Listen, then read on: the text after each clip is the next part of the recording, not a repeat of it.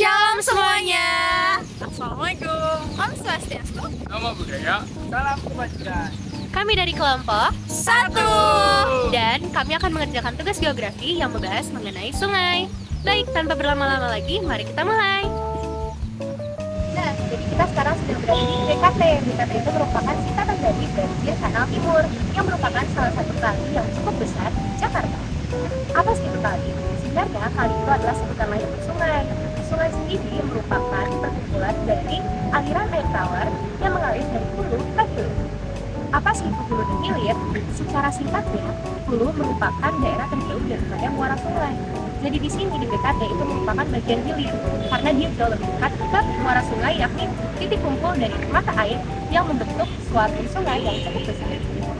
Nah, untuk selanjutnya akan dijelaskan lebih lanjut oleh teman saya. Daerah hulu sungai itu terletak di daerah dataran dengan kemiringan lereng yang cukup besar dan juga erosi sungai yang tinggi, dan biasanya dasar sungainya itu terlihat seperti huruf I, teman-teman. Nah, untuk daerah sungai tengah itu biasanya terletak di daerah yang cukup landai dengan tingkat pengendapan yang cukup besar dan juga dasar sungai yang terlihat seperti huruf U. Nah, yang terakhir itu ada daerah sungai hilir. Nah, hilir ini memiliki aliran air yang sangat lambat, teman-teman. Yang sangat lambat dan juga dekat dengan danau dan juga laut. Sudah dekat dengan danau dan juga laut, dia juga dan di sana juga banyak ditemui kelokan sungai. Nah, di sana juga terdapat delta Eurasia. Estuaria, sorry teman-teman. Fun fact-nya, BKT ini bagian hulunya itu berasal dari sungai di daerah Jakarta Timur seperti Kali Cipinang, dan yang terdekat dari sini adalah Kali Buaran. Nah, untuk hilirnya sendiri nanti akan mengalir ke daerah sungai di sekitar Jakarta Utara, yakni di Kali Marunda. Dan di sini saya akan menjelaskan 3 pola aliran sungai. Yang pertama ada pola aliran sungai paralel, yaitu pola aliran sungai yang arahnya sejajar dengan sungai induk. Yang kedua ada pola aliran anular, yaitu pola aliran yang arah alirannya menyebar dan bersatu kembali di hilir. Dan yang ketiga ada pola aliran BKT, yaitu pola aliran yang bermuara ke sungai induk berbentuk sudut lanjut. Jenis-jenis sungai berdasarkan sumber airnya. Yang pertama ada sungai hujan. Sungai hujan adalah sungai yang aliran airnya berasal terutama dari air hujan yang meresap ke dalam tanah dan mengalir ke permukaan tanah menuju sungai. Yang kedua ada sungai glacier. Sungai glacier adalah sungai yang airnya berasal dari mencairnya es atau salju maupun glacier. Glacier sendiri adalah massa es yang besar yang terbentuk dari akumulasi salju dan mengalami pemadatan menjadi es. Glacier biasanya ditemukan di pegunungan tinggi ataupun di kutub. Yang ketiga ada sungai campuran. Sungai campuran adalah jenis sungai yang sumbernya lebih dari 2 atau lebih jenis sumber. Ini saya akan menjelaskan jenis sungai berdasarkan arah aliran air. Yang pertama ada sungai konsekuen. Sungai konsekuen yaitu sungai yang mengalir searah dengan kemiringan lereng. Sungai konsekuen memiliki 2 ciri-ciri. Yang pertama ada mengalir searah dengan kemiringan lereng. Yang kedua, aliran stabil dan lurus.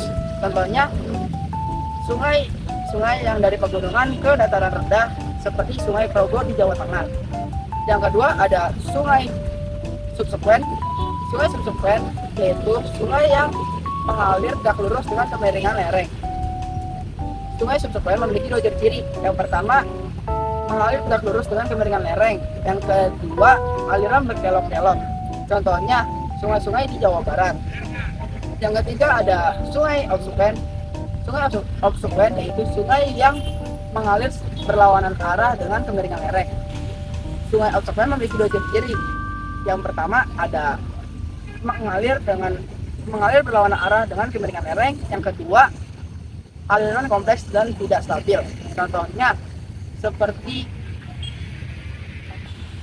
anak-anak sungai yang ke arah berlawanan dari Sungai Induk di daerah Patahan, Semangko, Sumatera. Terima kasih. Ini saya akan membahas tentang jenis-jenis debit air sungai. Terdapat 3 sungai. Yang pertama ada sungai permanen, yang kedua ada sungai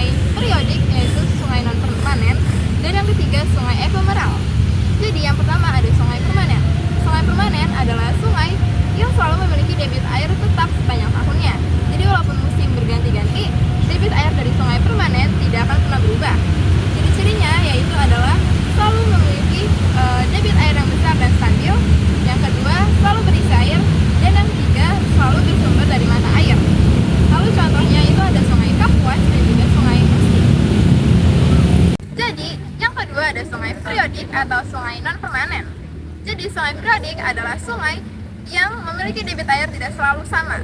Jadi debit air dari sungai periodik ini selalu berubah sesuai musimnya. Ketika hujan, debit air akan besar dan akan mengecil ketika musim kemarau.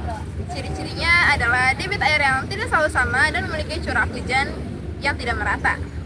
Contohnya ada sungai Oesau di NTT dan juga beberapa sungai lainnya di Jawa dan juga di NTT. Lalu yang ketiga ada sungai ephemeral. Sungai ephemeral adalah sungai yang hanya mengalir ketika hujan dan akan cepat mengering ketika hujannya telah berhenti. Ciri-cirinya adalah air ini mengalir secara tidak permanen. Umumnya ini terjadi di daerah yang kering ataupun gurun seperti Afrika dan juga Australia. BKT sendiri termasuk ke dalam sungai buatan atau yang biasa disebut dengan man-made rivers. Mereka merupakan sungai yang dibuat karena adanya tujuan manusia yang melakukan pengendalian terhadap banjir, kemudian juga membentuk suatu irigasi dan juga mengelola aliran air atau mengubah aliran air. Nah, ini tuh dibuat dengan cara yang namanya penggalian biasanya. Untuk sungai alami sendiri, itu biasanya sungai yang memang terbentuk karena proses-proses alamiah yang dilakukan oleh alam. Misalnya adanya sedimentasi atau erosi, pengendapan dari air hujan, beserta gletser yang cair dari gunung dan kemudian akhirnya mengikis tanah sehingga membentuk suatu aliran air. Nah, teman-teman, yang pertama itu adalah pola aliran sungai dendritik. Nah, pola aliran dendritik ini dikatakan menyerupai akar-akar pohon. Nah, pola aliran ini dapat kita temukan di daerah yang memiliki batuan homogen dan juga permukaannya yang relatif datar. Nah, kenapa sih pola aliran dendritik ini dibilang menyerupai akar-akar pohon? Nah, itu dikarenakan terdapat anak-anak sungai yang kemudian menyatu menjadi satu di sungai utama sehingga membentuk bentuk yang bervariasi. Nah, itu sama aja kayak bentuk akar pohon kan, teman-teman. Nah, pola aliran ini merupakan pola aliran yang cukup umum ditemui di permukaan bumi dan juga pola aliran ini mencerminkan proses alami erosi oleh air hujan.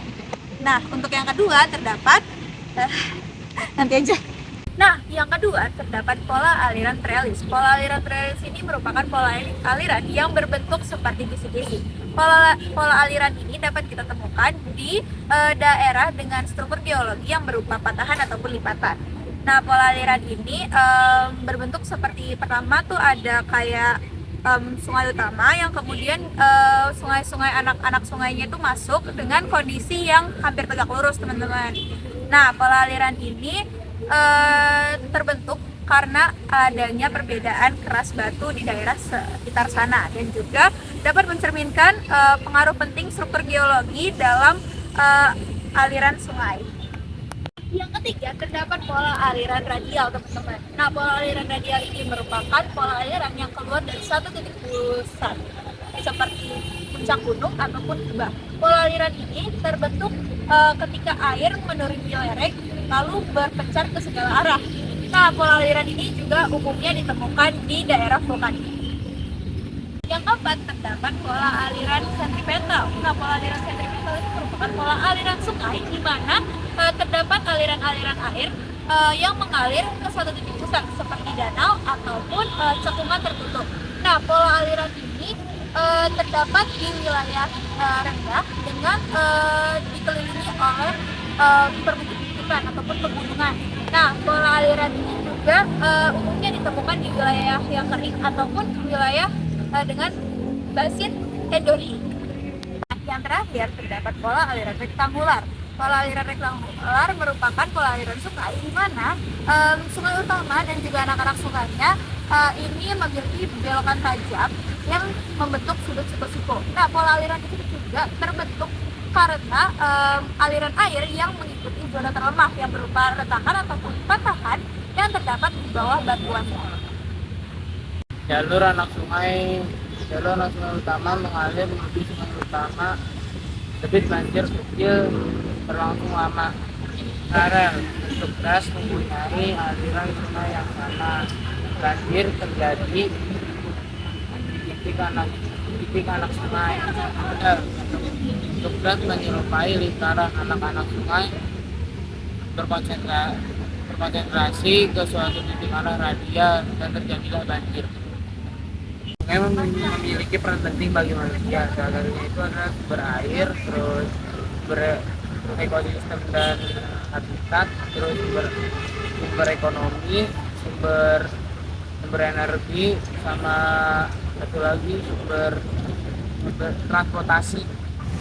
Nah, sekian materi yang dapat kami sampaikan. Apabila ada kekurangan, mohon dimaafkan. Wassalamualaikum warahmatullahi wabarakatuh.